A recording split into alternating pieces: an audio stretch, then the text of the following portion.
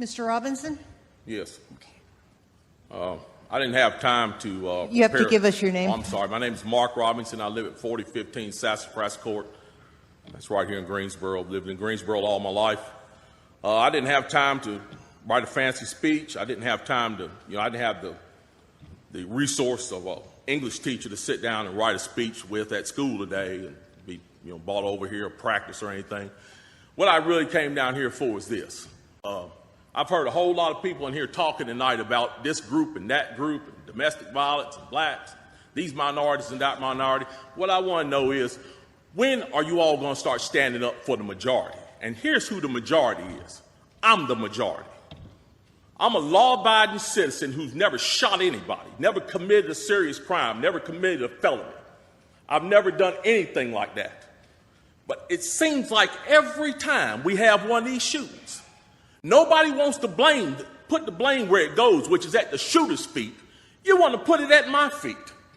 You want to turn around and restrict my right, constitutional right that's spelled out in black and white. You want to restrict my right to buy a firearm and protect myself from some of the very people you're talking about in here tonight. It's ridiculous. I don't think Rod Serling could come up with a better script. It does not make any sense. The law-abiding citizens of this community and many communities around this country, we're the first ones taxed and the last ones considered and the first ones punished when things like this happens, because our rights are the ones that are being taken away. That's the reason why I came down here today. Gun show or no gun show, NRA or no NRA.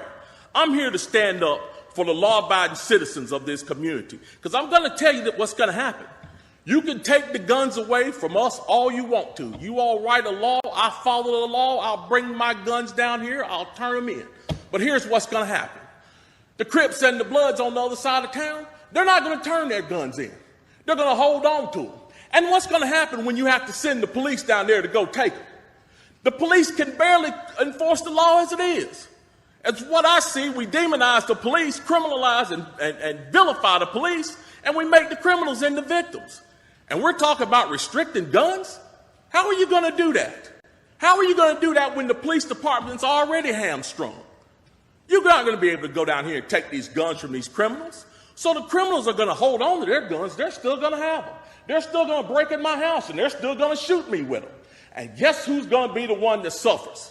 It's going to be me. Well, I'm here to tell you tonight, it is not going to happen without a fight. And when I say fight, I don't mean shots fired. I don't mean fist thrown. I mean I'm going to come down here to this city council and raise hell just like these loonies from the left do until you listen to the majority of the people in this city. And I am the majority.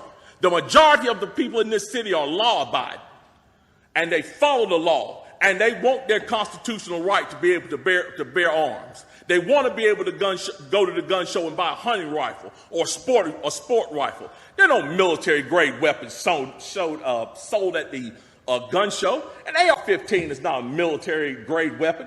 Anybody that would go into combat with an AR-15 is a fool. It's a semi-automatic .22 rifle. You'd be killed in 15 minutes in combat with that thing. So we need to dispel all these myths, and we need to drop all this division that we got going on here. Because the bottom line is, when that Second Amendment was written, whether the framers liked it or not, they wrote it for everybody. And I am everybody. And the law-abiding citizens of this city are everybody. And we want our rights, and we want to keep our rights. And by God, we're going to keep them, come hell or high water.